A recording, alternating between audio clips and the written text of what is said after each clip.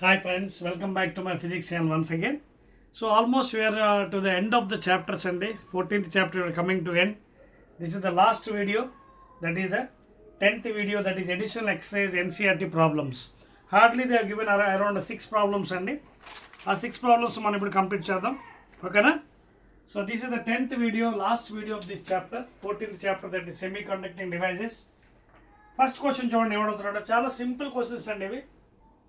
14.1 అందరూ మీ text book open చేయండి, న్యూ టెక్స్ట్ బుక్. 14.1లో in an n type silicon, in an n type silicon, that is semiconductor n type అండి, which of the following statement is true అంటున్నాడు. జాగ్రత్త చూడండి, కింద bold అని ఇచ్చాడండి. A electrons are majority carriers, trivalent atoms are dopants. అర్థమవుతుంది మీకు? Electrons majority అంటున్నాడు ఎన్ టైప్లో. ఓకే, వెరీ గుడ్, బాగానే ఉంది. తర్వాత ఏమన్నాడు? Trivalent atoms are dopant. Trivalent అంటే ఏంటి? ఎవరు పాపం? Boron, aluminium, gallium, indium, thallium. ఇది ఎవరిది? యాక్చువల్లీ దిస్ బిలాంగ్స్ టు ఏంటిది? Third group element. ఇవి థర్డ్ గ్రూప్ ఎలిమెంట్స్. అర్థమవుతుంది మీకు? These are comes under third group. జాగ్రత్త వినండి. Electrons are majority charge carriers. N టైపులో మెజారిటీ ఎలక్ట్రాన్సే. జాగ్రత్త గుర్తుపెట్టుకోండి. Because belongs to fifth group element. Fifth group, 5 electrons in the outermost shell. It can make 5 successful covalent bonds. So electrons are majority. Okay, majority charge carriers. ఇది ఒక ఒప్పుకోవచ్చు. Electrons are majority charge carriers. తర్వాత trivalent atoms అన్న. Trivalents ఎవరు? ఇవి కాదు కదా మనకి డోపెంట్స్. పెంటావాలెంట్ కదా. సో అందువల్ల ఫస్ట్ ఆన్సర్ రాంగ్. రెండోది చెక్ చేద్దాం. ఫస్ట్ కరెక్ట్, సెకండ్ పార్ట్ తప్పు. రెండోది ఏంటి? B n electrons are minority. అది అసలు పూర్తి శుద్ధ తప్పు, ఎందుకంటే electrons majority charge carriers. C చూద్దాం. Holes are minority charge carrier. C బిట్లో ఏమన్నాడు? Holes are majority. Holes are minority అండి, మెజారిటీ కాదు. హోల్స్ ఆర్ మైనారిటీ అంటున్నాడు. హోల్స్ ఆర్ మైనారిటీ, అంతే కదా. ఎన్ టైప్లో హోల్స్ ఆర్ మైనారిటీ. చెక్ చేద్దాం, ఇది కరెక్ట్ అవ్వచ్చు. And pentavalent atoms are dopants. Right, exactly అండి. So C is the right answer for the first one. Penta అంటే nitrogen, phosphorus, arsenic, antimony, bismuth. Electrons majority అది ఇవ్వలేదు ఇందులో, కానీ హోల్స్ మైనారిటీ అంటాడు, కాబట్టి C correct. Now coming to the next question చూడండి. 14.2లో మళ్ళీ 14.1లోనే క్వశ్చన్ అడిగాడు. 14.2లో if you observe, the question is from 14.1. చూడండి ఒకసారి. Which of the statements given in 14.1 is true for p type? Same అదే మళ్ళీ ఆప్షన్స్లోని p type దేనికి ఆప్షన్ అంటున్నాడు. p type చెక్ చేయండి. p typeలో ఎవరు మెజారిటీ? Holes majority. చెక్ చేయండి. Holes are majority. ఓకే, కిందకి రండి. డీలోని holes are majority and trivalent atoms are dopants. ఒకటి గుర్తుపెట్టుకోండి, holes majority charge carriers P టైప్లోని. తర్వాత ఇక్కడ ఏంటైంది? ట్రైవాలెంట్ ఆటమ్స్ ఆర్ డోపెంట్స్ అంటున్నాడు. ఒకసారి చెక్ చేయండి. ఓకేనా? ఇక్కడ మనకి పీ టైప్లో ఏం జరుగుతుంది గుర్తుపెట్టుకున్నారా మీరు? పీ టైప్లో ఎక్కువ హోల్స్ ఏర్పడతాయి. అంటే ఈ బొరాను ఇప్పుడు ఏవైతే మనం చూడండి చెప్తున్నా, వాడు ఏమన్నాడు చూడండి. ట్రైవాలెంట్ ఆటమ్స్ ఆర్ డోపెంట్స్ అంటున్నాడు. ట్రైవాలెంట్ అంటే ఎవరు? ఇవి డోపెంట్స్, అంతే కదా. వాట్ ఈస్ మెన్ బై డోపెంట్స్ అంటే ఇంప్యూరిటీస్, అంతే కదా. ఇవే కదా ఇంప్యూరిటీస్. డోపెంట్స్ అంటే చూడండి, what is meant by dopants? Impurities. దేంట్లో యాడ్ చేస్తారు?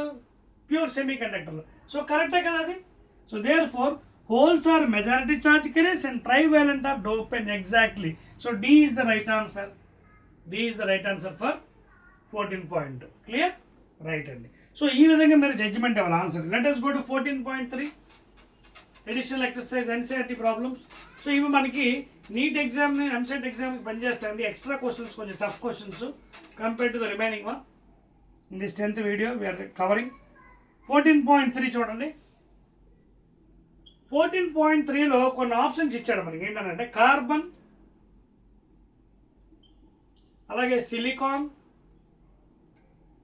అలాగే జర్మానియం. జాతికి చూసేది ఇక belongs to 4th group element అండి. ఇవి పీరియాడిక్ టేబుల్లో 4th group in periodic table chemistry. Carbon, silicon, germanium, tin, lead. ఓకేనా, రైట్. అయితే ఇక్కడ ఏమంటాడు, have 4 electrons in each valence. Correct అది, because belongs to 4th group. There are characterised by valence and conduction bands separated by energy bands. అయితే ఇక్కడ కొన్ని relations ఇచ్చాడు. ఏంటది, ఇదిగోండి. ఎనర్జీ ఆఫ్ కార్బన్, అలాగే ఎనర్జీ ఆఫ్ సిలికాన్, అలాగే ఎనర్జీ గ్యాప్. అంటే ఎనర్జీ గ్యాప్ అంటే forbidden gap between valence band and conduction band, down band and top band. అలాగే ఇది జర్మానియం. ఈ కింద 4 ఏది కరెక్ట్ అన్నాడు. ఫస్ట్ చూడండి, E g silicon less than germanium less than carbon, అలాగే energy gap of carbon less than germanium greater than silicon. Second one. Third option ఏమో carbon energy greater than silicon greater than germanium. Last చూడండి, carbon equal to germanium equal to silicon. ఒకసారి మీరు C option observe చేయండి. Carbon energy greater than silicon energy greater than germanium. ఎందుకంటే if you go to the కాన్సెప్ట్లో చూసినట్టుగా మీకు values ఇస్తాను చూడండి. కార్బన్ ఎనర్జీ 5.6 అండి electron volts from the concept. అలాగే if you go to silicon 1.1 అండి. Silicon value 1.1 electron volts. అలాగే జర్మానియం if you look across 0.7 electron volts. 0.7. ఇప్పుడు చూడండి, ఇవి ఎనర్జీ గ్యాప్స్ ఎవరెవరివి పాపం, జర్మానియంవి, సిలికాను, కార్బన్. ఇప్పుడు అరేంజ్ చేయండి, ఎవరు ఎక్కువ ఇందులోని? అన్నిటికంటే హైయెస్ట్ కార్బనే కదా. తర్వాత నెక్స్ట్ ఎవరు, ఇదా, ఇది 1.1. సో అందుకే ఏం చేయొచ్చు, 5.6 electron volt is greater than 1.1 electron volt greater than 0.1. So 5.6 and everything carbon greater than silicon greater than germanium. So C option will be right and remain comparing method wrong. So C option will be right. 14.3. Let us go to 14.4 and in an unbiased PN junction, unbiased ఏంటి, forward కానీ reverse కానీ ఏమీ లేదు. In an unbiased PN junction, holes diffuse from P region to N region. Holes diffuse from P type to N region because conditions ఇచ్చాడండి. Free electrons in the N region attract them. అవునా? They move across the junction by potential difference. C. Hole concentration in P region is more as compared to the N region. D. All the above. If you observe the unbiased condition of PN junction, if you observe carefully, 14.4, unbiased condition ఏం జరుగుతుందంటే concentration gradient ఉంటుంది. Concentration gradient.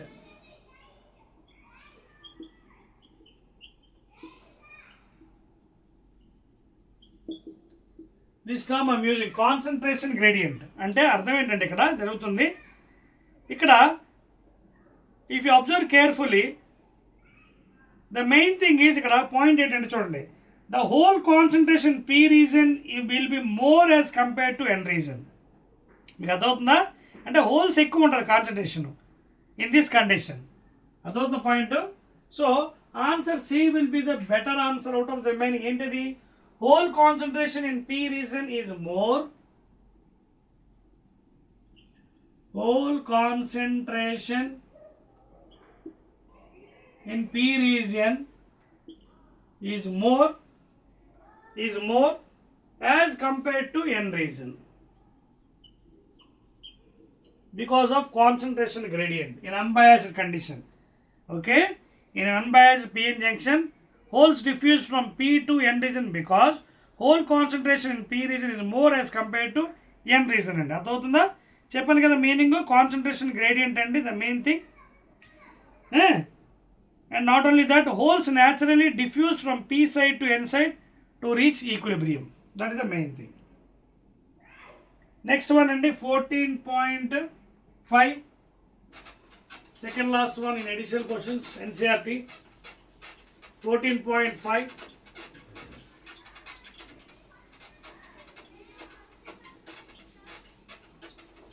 Okay na? 14.5 kelipado. 14.5 ఏమన్నా చూడండి, చాలా simple question. when a forward bias is applied to PN junction, it raises the potential barrier, reduces the majority carrier current to zero, lowers the potential barrier, none of the above. when a forward bias is applied, చూడండి forward bias అని మనం చెప్పుకున్నాం కదా, ఇదిగోండి P type, N type. P type is connected to the positive terminal of the battery and this is your milliammeter. Forward bias కాబట్టి అదే వేరేదైతే micro పెడతాం. జాగ్రత్త చూడండి, ఇక్కడ ఏమైంది, voltage also if you want you can give a volt meter V to read how much voltage is going through a rheostat battery.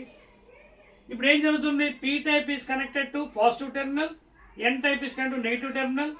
So ఏం జరుగుతుంది, ఈ పాజిటివ్ ఏమవుతాయి, మనకి రెపల్ అవుతాయి. ఇది కూడా నెగిటివ్ రెపల్ అవుతాయి. రెపల్ ఏమవుతుంది, లేయర్ తగ్గిపోతుంది.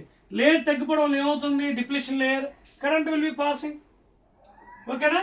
అంతేకాకుండా ఇక్కడ మనకి ఒక బ్యారియర్ ఎలాగో తయారవుతుంది తెలుసు కదా, ఇమ్మొబైల్ ఛార్జ్ క్యారియర్స్. P నుంచి హోల్స్ కొన్ని ఎలక్ట్రాన్స్ ఇందులోకి, హోల్స్ N టైప్లోకి, అలాగే N టైప్లో ఇందులో కొన్ని ఏర్పడి అక్కడ ఇలా లేయర్ ఫామ్ అవుతుంది. చూసారు కదా, చూడండి మీకు ఆల్రెడీ చెప్పాను ఇంతకుముందు కూడా డయాగ్రామ్లో. సిఏ ఇది జంక్షన్ ఫామ్ అవుతుంది, PN జంక్షన్. ఇవి హోల్స్ ఇవి, అలాగే ఇక్కడ ఎలక్ట్రాన్స్ ఉంటున్నాయి కదా. సో ఆఫ్టర్ బోత్ ఈ బికమింగ్ ఈక్వలెంట్, ఏది డిఫ్యూజన్ కరెంటు డ్రిఫ్ట్ కరెంటు, అదవుతుందా, బోత్ ఈక్వల్ అవ్వడం వల్ల డ్రిఫ్ట్ కరెంట్ అంటే due to the minority charge carriers, diffusion current అంటే due to the majority charge carriers. అవి రెండు క్యాన్సిల్ అయిపోయిన తర్వాత ఇక్కడ ఏమవుతుంది చూడండి, ఇక్కడేమో ప్లస్ ఏర్పడుతుంది నెగిటివ్ దగ్గర, ఇక్కడేమో మైనస్ ఏర్పడుతుంది ఛార్జ్. These are immobile. ఇదే ఒక గేట్లా తయారయ్యి ఇంకా ఎక్స్ట్రా ఎలక్ట్రాన్స్ N నుంచి Pలోకి వెళ్లకుండా, అలాగే P నుంచి హోల్స్ Nలోకి వెళ్ళకుండా ఒక గేట్ లాగా, బ్యారియర్ లాగా ఏర్పడుతుంది అనమాట. దాన్నే పొటెన్షియల్ బ్యారియర్ అయ్యి ఇక్కడ ఒక ఇమాజినరీ పొటెన్షియల్ బ్యారియర్ తయారవుతుంది. ఎలాగే చూడండి, ఇదిగోండి ప్లస్ మైనస్. ఎక్కువగా మనం జనరల్గా if you take for germanium and silicon, that value also already given for you, 0.7 for silicon, 0.7 volts for silicon అండి మెటీరియల్, సిలికాన్ మెటీరియల్ అయితే. అలాగే జర్మానియం మెటీరియల్ అయితే 0.3 volts ఫర్ జర్మానియం. ఏది పొటెన్షియల్ బ్యారియర్, ఈ వాల్యూ. సో ఈ వాల్యూ ఏం చేసి దీన్ని అడ్డేస్తుంది. సో ఇందులోంచి కరెంట్ పాస్ అవ్వాలంటే ఫార్వర్డ్లో మనం అప్లై చేసిన వోల్టేజ్ 0.7 కన్నా ఎక్కువ ఉండాలి, అంటే 0.8 ఇవ్వాలి. అప్పుడు ఎంత వెళ్తుంది, 0.1 వోల్టేజ్, అప్పుడు స్లోగా, అంటే స్టార్టింగ్ చాలా వరకు 0 ఉంటుంది కరెంటు ఇన్ ఫార్వర్డ్, తర్వాత అప్పుడు ఎక్స్పోనెన్షియల్గా రైజ్ అవుతుంది because of that potential barrier existing at the PN junction. So therefore it ఏమవుతుంది, in forward bias condition it's applied to PN junction, it reduces the potential. ఎందుకంటే అది reduce చేయకపోతే current ఎలా pass అవుతుంది, దాన్ని reduce చేయాలి by applying the battery, అప్పుడే current pass అయ్యి graph will be rising. So answer will be C అండి, C. It reduces the potential barrier. If silicon you take material, it is 0.7 volts potential barrier. అదే ఒకవేళ మీరు germanium తీసుకుంటే material it is 0.3 volts అండి. So depending upon those values how to remember. Germanium అయితే potential barrier 0.3 volts, silicon అయితే 0.7 volts అండి barrier potential. Negative దగ్గర potential plus తయారవుతుంది, పాజిటివ్ దగ్గర మైనస్ అవుతుంది. Those are called as immobile charge carriers existing at the PN junction diode. And of course, it is called as potential barrier. Last one and additional exercise NCERT problems. 14.6. In half wave rectification, What is the output frequency? If the input frequency is 50,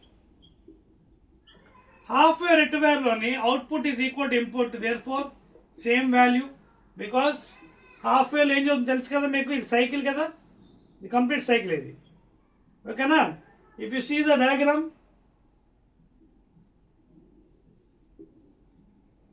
first half cycle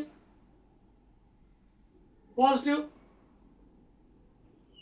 ఓకేనా, diode will be there.